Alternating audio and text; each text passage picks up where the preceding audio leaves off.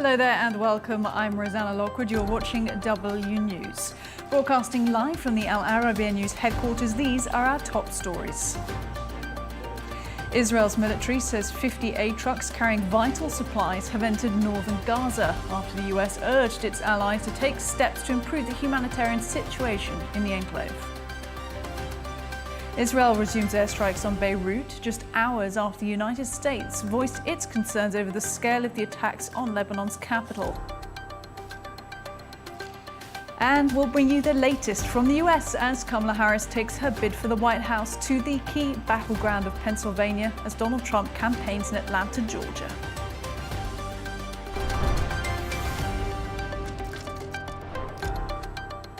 Welcome. Well, we do start in Gaza, where Israel's UN ambassador Danny Danon says his country remains committed to working with international partners to ensure aid reaches those who need it.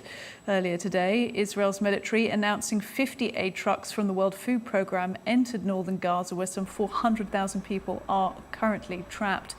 Yesterday, the US gave Israel 30 days to boost humanitarian aid access in Gaza or risk having some US military assistance cut off. Now, this comes as Gaza's health ministry says at least 42,000 people have been killed and more than 90,000 injured to date in the war on Gaza. Well, for more on this, I'm joined now by the spokesperson for the United Nations Relief and Works Agency for Palestinian Refugees in the Near East, Jonathan Fowler. Jonathan, let's just start before we get onto the aid, but just talk to us about the situation in Gaza at the moment. Thank you very much for having me on the show. The humanitarian situation is just a litany of tragedies within tragedies in the Gaza Strip. I mean, it's been like this from the very early days of the war. But after 12 months, over 12 months of war, everywhere we look, there's just a new series of tragedies. I mean, specifically on the north at the moment, you know, this is an area where people have not been fed. They've not received food for the best part of a week. And, you know, 400,000 people trapped in an area of territory. There's nowhere safe for them to go, despite the evacuation orders where they get a short amount of notice, you know, to pack up and leave, pack up what they have. And in most cases, they have nothing. This is tantamount to forcible displacement, and it simply cannot continue. And that's just the north. I mean, the number of people who are crammed into other areas which are, you know, I mean, they're constantly on the move. People have been displaced at least in some cases 12 times, once a month, since the beginning of the war. Levels of malnutrition are rising, lack of medication, all of these things. Just, you know, it's like a tick list of the worst possible humanitarian situation imaginable. And Jonathan, on the aid side of things, Israel receiving a lot of criticism and pressure to allow that aid in, and reports that aid has entered northern Gaza for the first time in around 2 weeks. How much impact will it have? Well, I mean, according to our own figures, yesterday, 12 trucks of food aid were able to get in via our colleagues from the World Food Programme.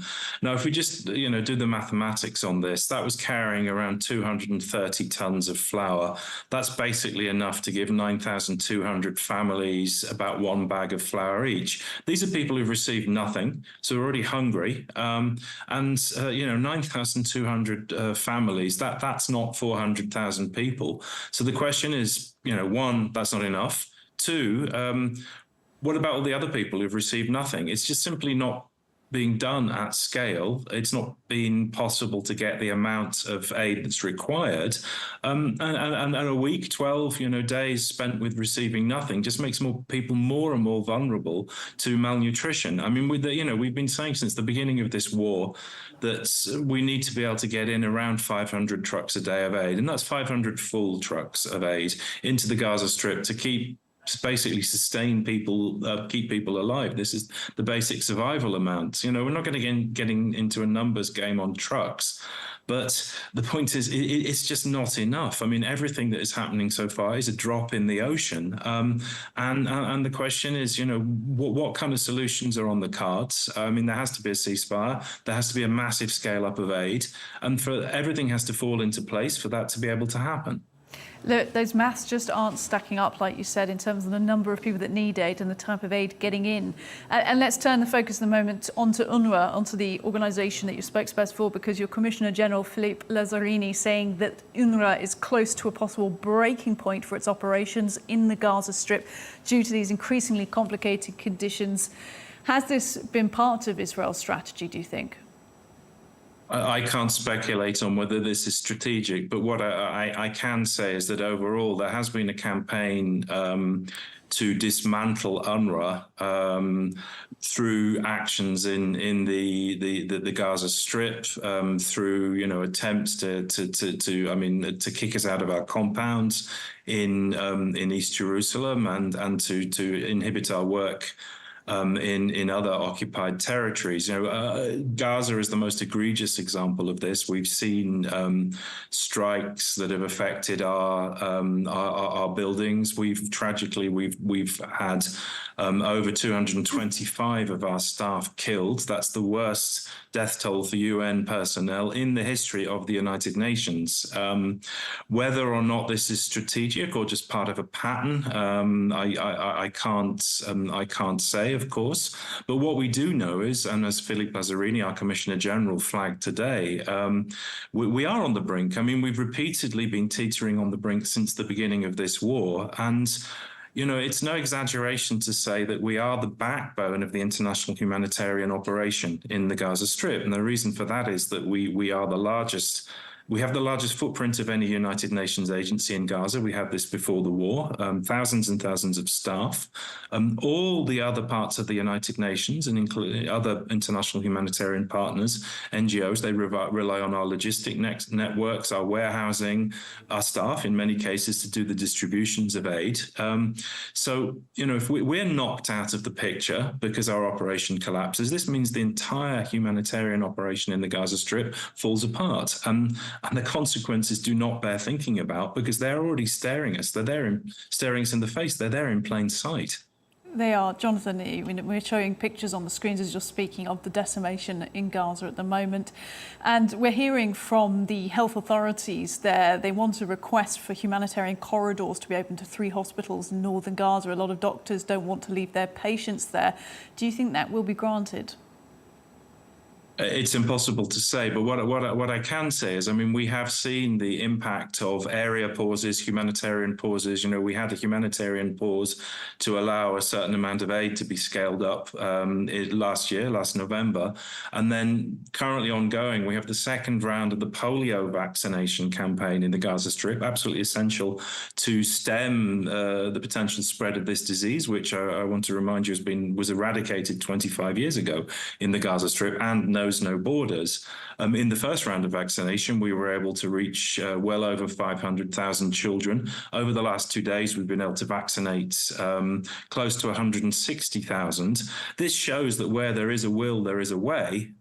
If we can do this for a polio vaccination campaign, then we should be able to achieve this for scaling up aid operations. Now, regarding hospitals, of course, hospitals, clinics, the health system in Gaza has been collapsing, and everything needs to be done to allow the health system to function at the level required, and even to prevent it from going further and further into collapse. So yes, the kind of things that are necessary could be corridors to allow aid to hospitals, to allow doctors and other medical workers to keep doing their job. UNRWA spokesperson Jonathan Fowler, thank you. Thank you.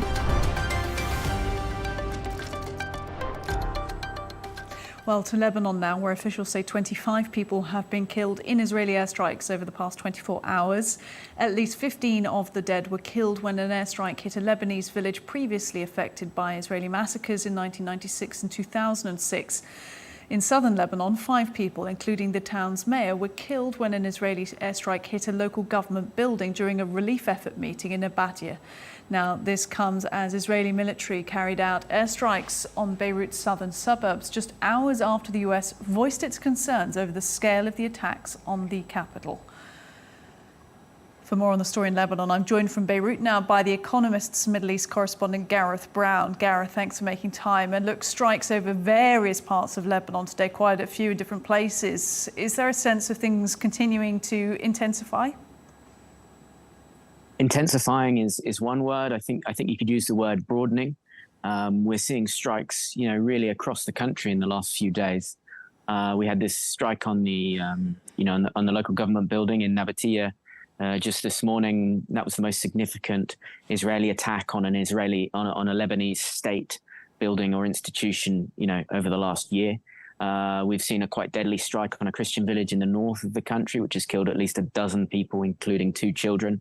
And then after a week of relative calm in the capital here in Beirut, late last night we had Israeli airstrikes on, the Dahiyeh, those southern suburbs.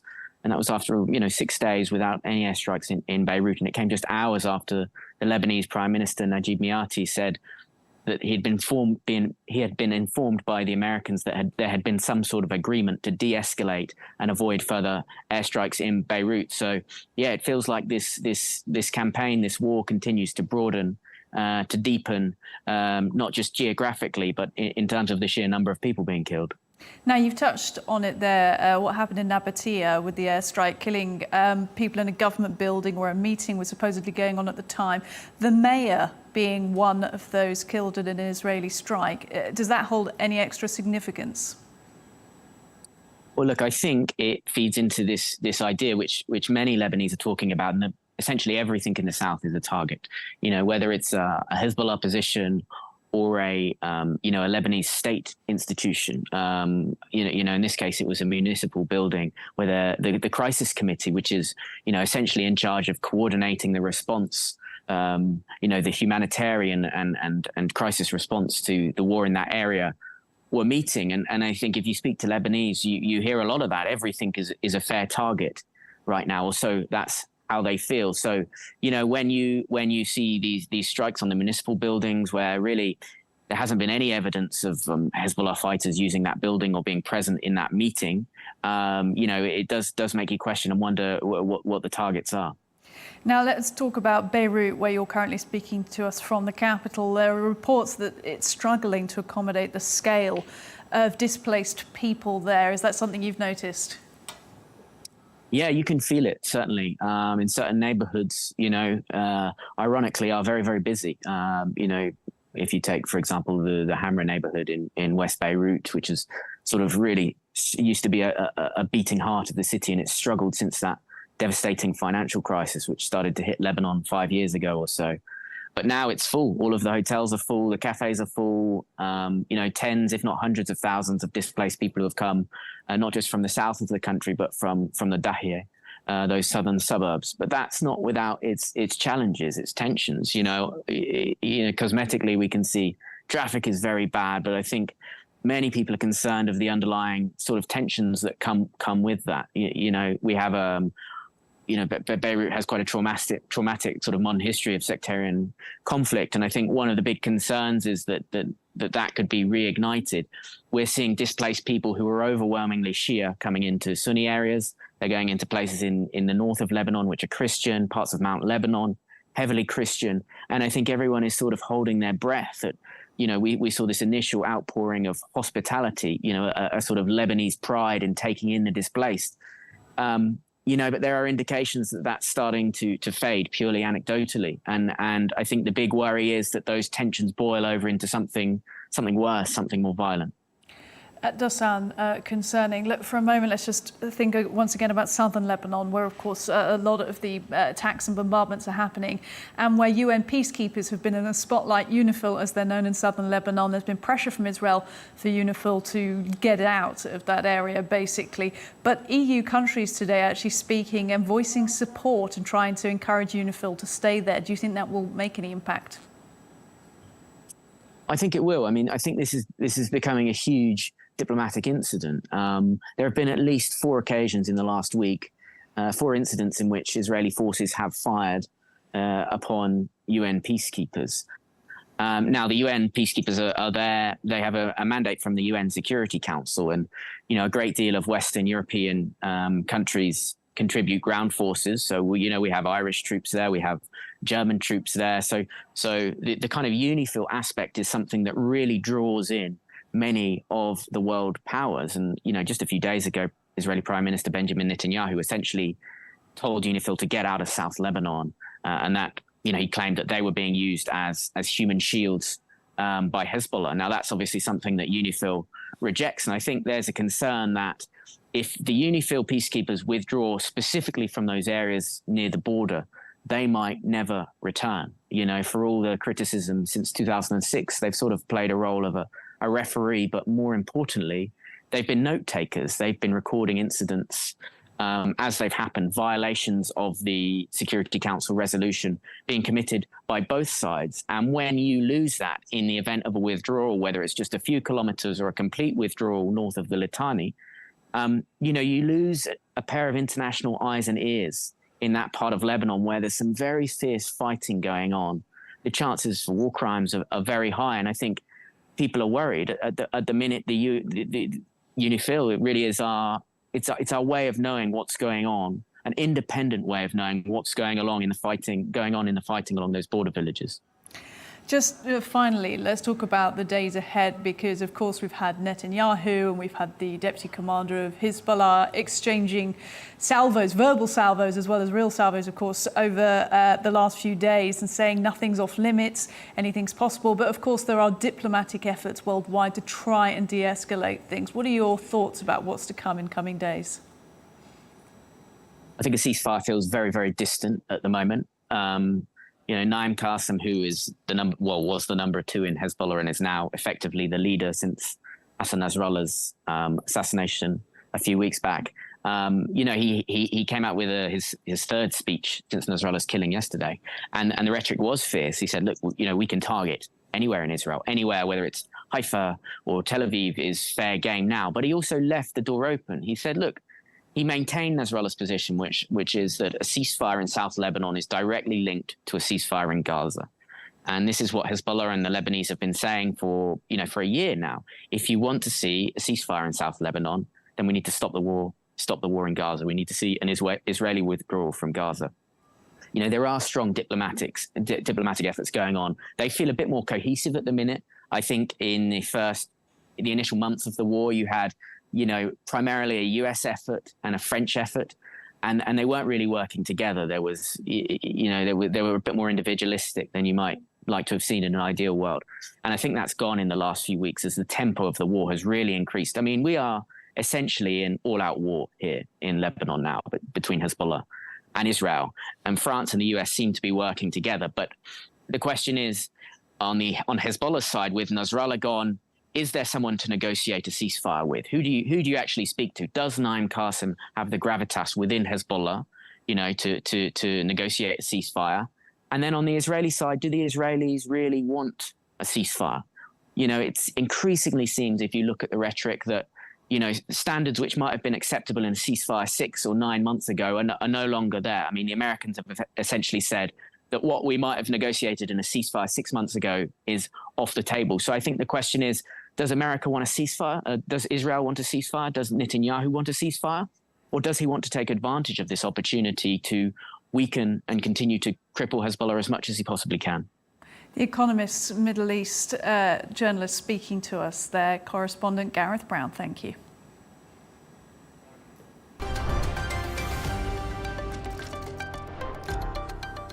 In other news, Russia has condemned Ukrainian President Vladimir Zelensky's victory plan, accusing him of trying to provoke NATO into direct conflict with Moscow. In his speech, Zelensky urging allies to urgently support Kyiv to end the conflict with Russia next year. A spokesperson for the Russian Foreign Ministry claiming Zelensky's plan would bring disaster to the Ukrainian people. The United Nations saying it's alarmed at a recent spate of executions in the US.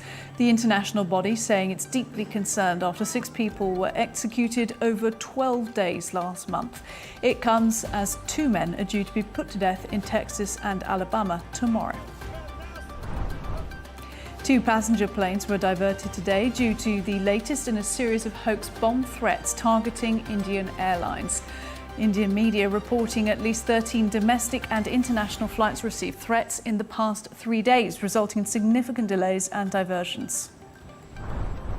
The first batch of migrants from Italy arrived in Albania earlier today. 16 men of Bangladeshi and Egyptian origin will have their asylum applications processed there under a deal agreed between the two countries last November. If accepted, they'll proceed to Italy legally.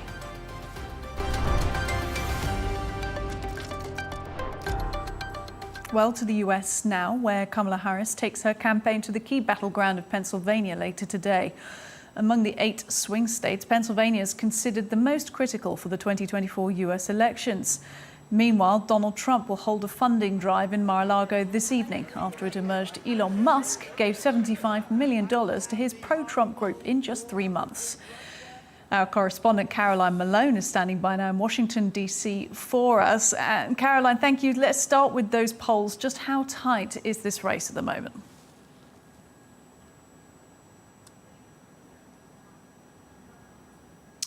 It is unbelievably tight, in some cases record-breaking. You know, among these swing states, really it's neck and neck with Trump and Harris, only a few percentage points from each other, which really is within the margin of error. So we really can't say at this point, less than 3 weeks until the election, which way things are going to go. However, both the major candidates, Kamala Harris and Donald Trump, clearly know that they have to target every single voter at this point.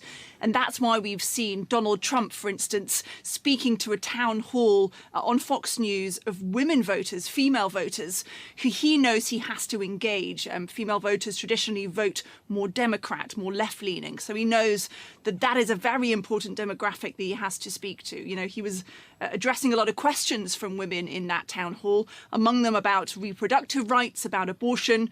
Donald Trump, of course, when he was last in office, helped to elect members of the Supreme Court, the Chief Justices, who have ended up overturning Roe v. Wade, which was the federal right to abortion, and now a number of states have got strict abortion laws. He said in the town hall he thinks actually those states have too strict abortion laws. So he's somewhat backtracking on what he'd said originally, taking credit for the change in the abortion laws. But clearly that's a very important issue for those voters, and he knows he has to address that. Then we have, of course, Kamala Harris as well, realizing, particularly in the state of Georgia as well, which is a swing state, that she has to make sure she doesn't lose a demographic such as black voters that do traditionally vote on that left-leaning side. And we have seen that Harris is losing among particularly older male black voters. So she in previous campaign and rallies have been addressing particularly that voter and making it a point to address some of the issues, the social issues that people from that demographic have. We know as well that Kamala Harris is doing something she hasn't done before later today. She is due to appear on Fox News. Fox News, a traditionally right-leaning conservative network, hugely important for voters because about 200 million people watch every month. It's the most watched for the Republicans. And they have every day been criticizing what she's been doing, particularly her work in the Biden administration as the vice president. So this is an opportunity for her to address any of those criticisms about, you know, her work on the border. They have huge concerns over immigration, on the economy. A lot of voters talking about the cost of living as being something that's key for why they'll vote Republican at the moment, because they think Trump will handle that.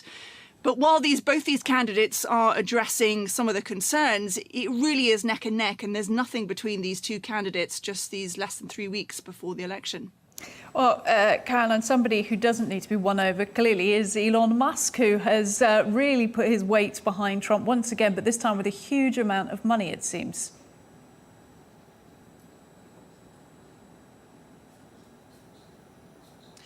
Absolutely. Something like $75 million we've learnt has been given from the billionaire businessman Elon Musk to Donald Trump over the last few months. He is one of a few very rich donors to the Trump campaign, and very important because we've seen Elon Musk as well appearing at rallies alongside Trump. You know, he has his own unique sort of appeal. Of course, he owns X, which is formerly known as Twitter, and he's very active on that social media platform. He is respected as a businessman in some areas, engineers, particularly for his work in Tesla and SpaceX, and is very well known. He has very strong brand recognition, so he can potentially make a big difference when it comes to trying to get Trump elected. He's also offered to be part of an efficiency department if Trump gets back into power. He said he'd do that for free, but also to help Trump and the Republicans with their concerns over how money is spent in government. So, this campaigning is really in his own interest in the sense that he actually might get a strong role in politics if Trump does move forward and get back into the White House. Overall, though, when it comes to campaign spending, we've seen record-breaking numbers go to Kamala Harris, and not from single billionaire donors, from grassroots, from people who potentially haven't donated before, who are giving small amounts of money, $5, $10, $25 perhaps, who are really getting her to a point where over the last 3 months, she's raised more than $1 billion for her campaign, which is a huge amount of money and could make all the difference, particularly in some of these swing states that we've been talking about, Pennsylvania, Georgia, places where, going to people's doors and knocking on the door with her campaign crew, her staff members, trying to convince every single voter to vote, actually could make all the difference. Caroline, just briefly, you've already mentioned Kamala Harris being set for that Fox News interview tonight. What's Trump got in the next 24 hours or so? Because clearly he's not going to want to go down without a fight while that's happening.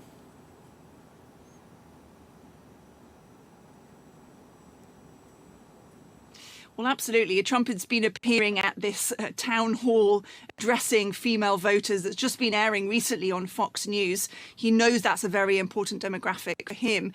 He's also going to be rallying other swing states in the next few days, really trying to gain all of those voters that he can in these last final stages of the election campaign.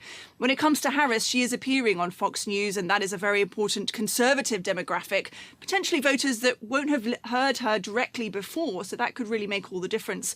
There's also been some suggestion that she might appear on a quite important podcast by someone called Joe Rogan. Now, he is someone that is known particularly to appeal to a younger male voter, and particularly a younger white male voter. And that is a demographic that Harris really hasn't been able to reach in large numbers so far. So it's not confirmed yet, but we're hearing there's a suggestion she might also do that later this week. Really, both candidates at this point taking every opportunity to appear in all the swing states and also on different media platforms, whether it's traditional media or digital media, to try and reach out to every last voter. Carolyn Malone in Washington, D.C. for us. Thank you.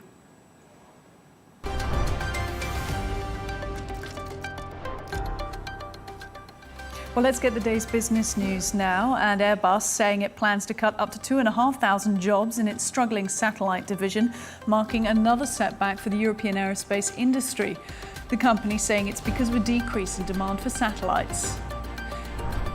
Boeing, meanwhile, aiming to secure up to $35 billion in new funding as a costly strike by thousands of workers enters its second month. The company plans to lay off about 17,000 workers, with redundancy notices expected by mid-November.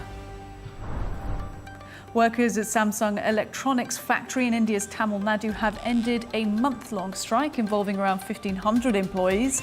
They've been protesting for better pay, improved working conditions and recognition of a newly formed union.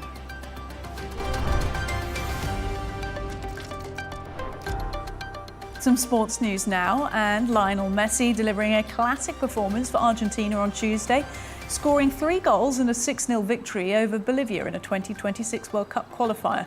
The 37-year-old's hat-trick marks his 10th in international play, tying him with Cristiano Ronaldo for the record in men's soccer. And Germany's Thomas Tuchel has held his first news conference as head coach of the England national football team. The 51-year-old former Chelsea manager takes over from Gareth Southgate on an 18-month contract.